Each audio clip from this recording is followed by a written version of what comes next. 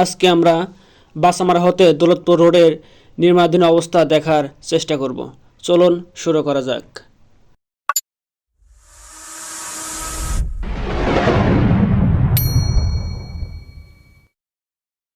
অবস্থান ও কাজ অনুসারে সড়ককে তিনটি বিভাগে বিভক্ত করা হয়: জাতীয় হাইওয়ে, জেলা হাইওয়ে, ভিলেজ হাইওয়ে। বাসামারা থেকে দৌলতপুর রাস্তাটি যেহেতু ভিলেজ হাইওয়ে, সেহেতু আমরা আজ ভিলেজ হাইওয়ে নিয়ে জানার চেষ্টা করব। আপনারা যে অংশটি দেখতে পাচ্ছেন রাস্তার, এটি হলো আমাদের দাদাভাই আসান দোকানদারের বাড়ির সামনের অংশ। যেহেতু এটি পুকুরের মাঝে অবস্থিত, সেহেতু এখানে ড্রেজিং করে রাস্তা স্যান্ড ফিলিং করা হয়েছে। এই স্যান্ড ফিলিং যে স্লোপ দেখছেন, এটি সচরাচর 1 থেকে 2 বা 1 থেকে 1.5 অনুপাতে করা হয়। বর্ষা মৌসুমে যাতে বা অনাবৃষ্টিতে এই পারগুলো ধসে না যায়, সেজন্য এই রাস্তার দুই পাশে ভালোভাবে ব্লক দিয়ে আচ্ছাদিত করতে হবে যাতে টিকে থাকে। এই গ্রামীণ হাইওয়ে সড়কের মোট প্রস্থ থাকে 18 মিটার থেকে 24 মিটার বা 60 থেকে 78 ফিট এবং এই হাইওয়ের পেভমেন্টের প্রস্থ হয় 3.8 মিটার বা 12.6 ফিট এবং শোল্ডার এবং পেভমেন্ট সহ এর প্রস্থ হয় 7.5 মিটার বা 24.6 ফিট। এই পেভমেন্টের পাশে থাকে শোল্ডারের দুই পাশে থাকে স্লোপ বা পার্শ্বডাল এবং পার্শ্বডালের পরেই থাকে বার্ম এবং বার্মের পরে থাকে বড় পিট, যে বড় পিট থেকে রাস্তার কাজের জন্য মাটি খনন করা হয় এবং এই বড় পিটের পাশেই থাকে সংরক্ষিত ভূমি, যে সংরক্ষিত ভূমি রাখা হয় এই জন্য যাতে ভবিষ্যতে রাস্তা প্রশস্ত করার কাজে ব্যবহার করা হয়। আমাদের এই রাস্তাটি যেহেতু গ্রাম অঞ্চলের ভিতরে এবং মাঝখানে বিল অবস্থিত, এর কাজটি করাও অনেক চ্যালেঞ্জিং হবে। এটি গ্রাম্য রাস্তা বা বিলের ভিতর দিয়ে, এখানে ভূমি অধিগ্রহণেরও একটি জটিলতা আছে। এর জন্য হয়তো বা এখানে পর্যাপ্ত পরিমাণে আপনার বড় পিট, বার্ম বা সংরক্ষিত ভূমি রাখা সম্ভব হবে না। যতটুকু সম্ভব রাস্তাটি করার জন্য ততটুকু জমি অধিগ্রহণ করা হয়েছে বা করা হবে। আপনারা দেখতে পাবেন এই রাস্তাটি করার জন্য যেহেতু বিল, আমাদের রাস্তা করতে গেলে দুইটি বিষয় ফলো রাখতে হয়। আবার একটি হলো বাঁধ বা ভরাট ইমব্যাকমেন্ট, আর একটি হলো খনন বা কাটিং। যে অঞ্চল সমতল এবং রাস্তা এবং ভূমি সমান, সেখানে মাটি খনন করে রাস্তার বেস তৈরি করা হয়, সেটি হলো খনন বা কাটিং। আর যে অঞ্চল নিচু বা খাল বিল, সেখানে হলো আপনার আমাদের দুই ইঞ্জিনিয়ার ভরাট করে এই বেড তৈরি করা হবে। এই রাস্তার বাম পাশে দেখবেন যে ভেকুতে খনন করা হয়েছে, এটি হলো আপনার বড় পিট। বড় পিট হলো আপনার রাস্তা তৈরির জন্য যে মাটি খনন করে রাস্তায় ব্যবহার করা হয়, সেটাকে বড় পিট বলা হয়। আমাদের রাস্তার দুই পাশে দেখবেন যে একটি বাম পাশে একটি খালের মতো, এটি একসময় রাস্তা করার সময় খনন করা হয়েছে।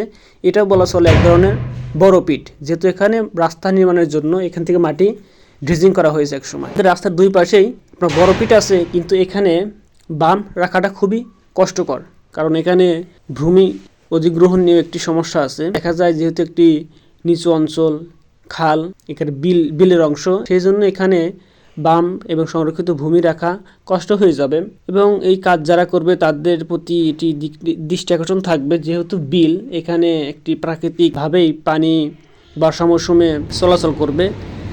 এখানে পর্যাপ্ত পরিমাণে যাতে কালভার্ট ইউজ করা হয়। সাধারণত কালভার্ট 4 ধরনের হয়ে থাকে: বক্স কালভার্ট, স্ল্যাব কালভার্ট, একটা হলো পাইপ কালভার্ট এবং আর্চ কালভার্ট। এখানে পাইপ কালভার্ট এবং বক্স কালভার্ট ইউজ করা যেতে পারে। দেখছেন এই বাম পাশে দেখছেন, এটি হলো কি আপনার বড় পিট। মাটি কেটে দুই পাশে বাঁধ দেওয়া হয়েছে যাতে মাঝখান দিয়ে ড্রেজিং করে বালি ফ্লায়া রাস্তার জন্য বেড তৈরি করা যায়। এই যে অংশটুকু ওই খনন করা হয়েছে, ওটাই হলো বড় পিট এবং মাঝখানে স্লোপ এবং মাঝখানে জায়গাটা আছে, এটাই হলো আপনার বার্ম। এই বার্মটাই আপনার এই স্লোপটাকে ধরে রাখে বা বর্ষা মৌসুম বা অনাবৃষ্টির সময় যাতে রাস্তা ভেঙে না যায়, এই জন্য এই বার্মটা রাখা হয়। এবং এই স্লোপটা সাধারণত 1 থেকে 1.5 বা 1 থেকে 2 অনুপাতে তৈরি করা হয়। আমাদের সেদিকে লক্ষ্য রাখতে হবে যাতে স্লোপ এবং বড় পিটের মাঝখানে বার্ম অংশটা রাখা যায়। বার্ম হলো আপনার এই স্লোপটাকে ধরে রাখবে। এটি হলো আপনার কোল বিল। এখানে বর্ষা মৌসুমে পর্যাপ্ত পানি হয়ে থাকে, সেই জন্যই বললাম এখানে জীব বৈচিত্র্য ঠিক থাকে, সেদিকে লক্ষ্য রেখেও প্রয়োজন অনুযায়ী যাতে কালভার্ট ইউজ করা হয়। ন্যূনতম যেন পাইপ কালভার্ট ইউজ করা হয়, যাতে পানিটা বর্ষা মৌসুমে এই দিক থেকে দুই দিকেই প্রবাহিত হতে পারে, কারণ একটি ব্রিজের নিচ দিয়ে তো সকল পানি প্রবাহ সম্ভব হয় না। আর এতে আপনার দেখা যাবে কি রাস্তারও ক্ষতি হবে। যদি মাঝে মাঝে কালভার্ট ইউজ করা হয়, পানি আপনার সহজেই দুই সাইডে পাস হতে পারবে, এতে রাস্তারও ক্ষতি হবে না, স্লোপও টিকে থাকবে। আর সবচেয়ে একটা বড় বিষয় হলো আমাদের অঞ্চলে এই যে আপনার ইউক্যালিপ্টাস গাছ, রাস্তার পাশে ইউক্যালিপ্টাস গাছ রোপণ না হয় সেদিকে আমাদের সচেতনতা বৃদ্ধি করতে হবে। কারণ ইউক্যালিপ্টাস গাছ আমরা যে অক্সিজেন গ্রহণ করি, ওরাও সেম অক্সিজেন গ্রহণ করে। আমরা যে কার্বন ডাই অক্সাইড ত্যাগ করি, ওরাও কার্বন ডাই অক্সাইড ত্যাগ করে। এতে কি হয়, পরিবেশের ক্ষতি হয়ে থাকে। এই রাস্তাটি যেহেতু বিলের মাঝখান দিয়ে অবস্থিত, সেহেতু ঊর্ধ্বতন কর্তৃপক্ষের কাছে আমাদের বিনীতভাবে অনুরোধ থাকবে যাতে এখানে পর্যাপ্ত পরিমাণে কালভার্ট ব্যবহার করা হয়, যাতে বর্ষা মৌসুমে প্রবাহ ঠিক থাকে এবং জীববৈচিত্র্য ব্যাঘাত না ঘটে। এখানে পর্যাপ্ত পরিমাণে কালভার্ট ব্যবহার না করলে এখানে পানির চাপে দেখা যাবে রাস্তার ক্ষতি হবে। আর এই রাস্তার দুই পাশে পর্যাপ্ত পরিমাণে ব্লক ইউজ করতে হবে, যাতে বর্ষা মৌসুম এবং অনাবৃষ্টির সময় যাতে রাস্তার ক্ষতি না হয় এবং পাড়গুলো ভেঙে না যায়। প্রয়োজনে রাস্তার দুই পাশের অ্যান্ড এজিং পর্যন্ত ব্লক ইউজ করা হয়। এই রাস্তার মাঝখানে নদী থেকে ড্রেজিং করে স্যান্ডফিলিং করা হবে। স্যান্ডফিলিং করেই রাস্তার বেস তৈরি করা হবে। এটি হলো বাসামারার কোল বিলে একমাত্র ব্রিজ। যেহেতু একমাত্র পানি প্রবাহ বা পানি পাসিংয়ের একটি জায়গা, এর জন্য বারবার বলছিলাম যে কালভার্ট ইউজ করার জন্য। এই সেই ঐতিহাসিক কোল বিল।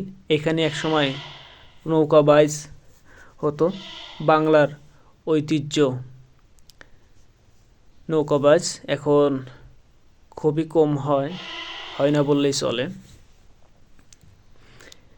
এই দেখেন রাস্তার দুই পাশেই ড্রেজিং করে যে দুই পাশে মাটির পল তৈরি করা হয়েছে, যাতে মাঝখানে ড্রেজিং করে বালি দিয়ে রাস্তা তৈরি করা হয়। দেখেন এখানে ছোট বাচ্চাগুলো এই ছোটোবেলার শৈশবে ফিরে যাওয়ার মতো, এদের দেখলে মনে হয় নিজেরাই নেমে পড়ি। দেখেন রাস্তার দুই পাশে যে উঁচু পাড় তৈরি করা হয়েছে, এই পাড়টা যাতে এর স্লোপটা যেন ঠিক থাকে এবং এই দুই পাশে যেন পর্যাপ্ত পরিমাণে ব্লক ইউজ করা হয়, যাতে রাস্তা ভেঙে না যায়। কারণ এত উঁচু রাস্তা করতে গেলে দেখা যাবে যদি আপনার পর্যাপ্ত পরিমাণে দুই সাইডে ব্লক না দেন, তাহলে অনাবৃষ্টি বা বর্ষা মৌসুমে রাস্তার ক্ষতি হওয়ার সম্ভাবনা থাকবে। সেই দিকে ঊর্ধ্বতন কর্তৃপক্ষকে সজাগ থাকতে হবে।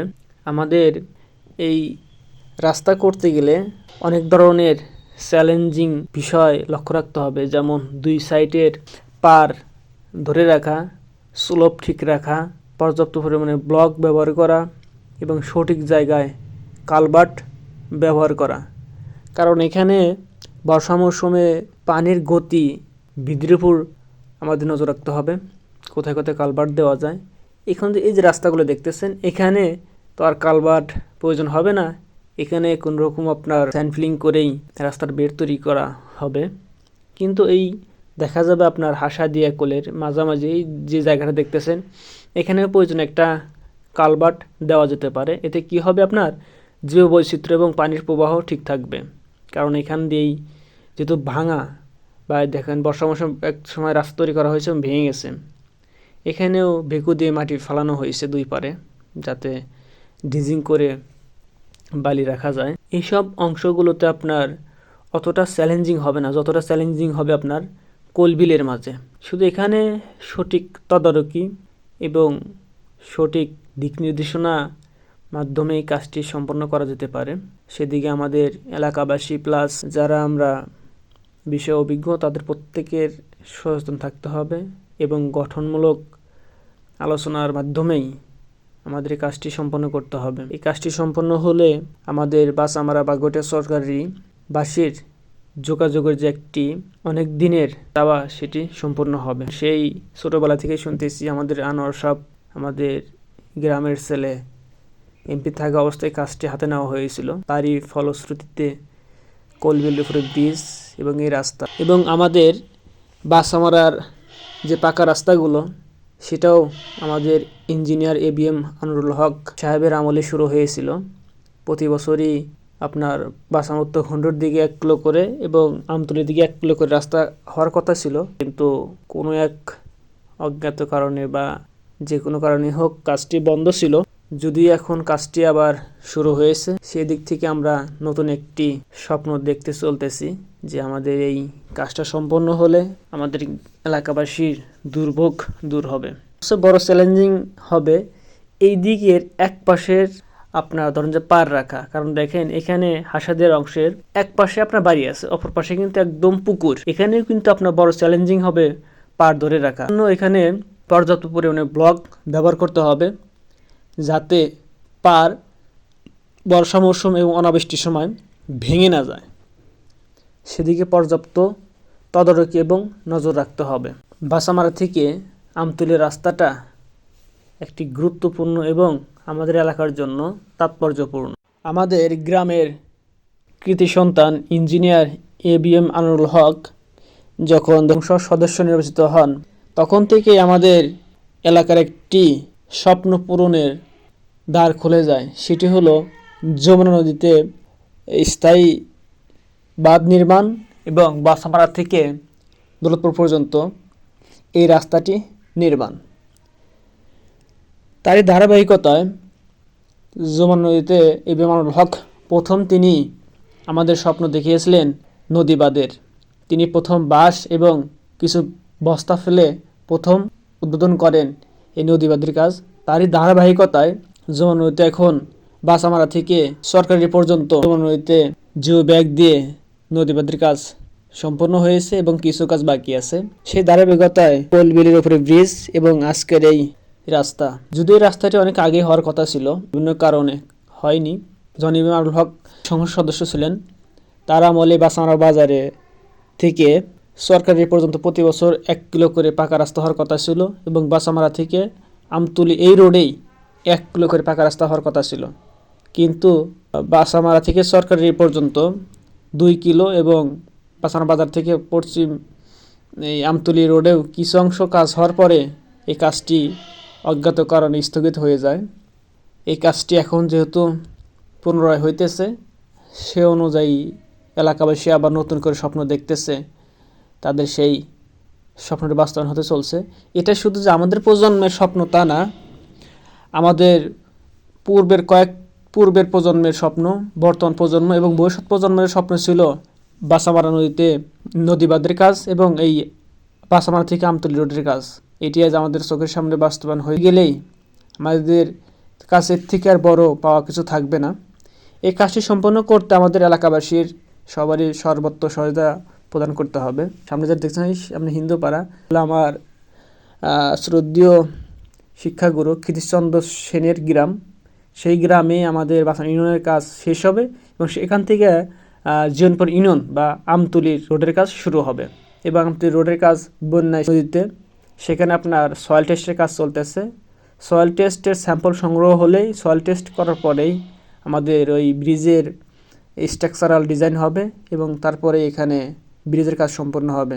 আমাদের এলাকাবাসীর সবচেয়ে বড় চাওয়া ছিল এই রোড এবং ব্রিজ, সেটি সম্পন্ন হয়ে গেলে আর এর থেকে বড় পাওয়ার কিছু থাকবে না। আশা করি সবাই ভালো থাকবেন এবং এই রাস্তা কাজে সর্বোচ্চ দিয়ে সবাই চেষ্টা করবেন। এরপরে আমি এই রাস্তা নিয়ে ডিটেলস আলোচনা করার চেষ্টা করব। সবাই ভালো থাকবেন, সুস্থ থাকবেন। আল্লাহ হাফেজ।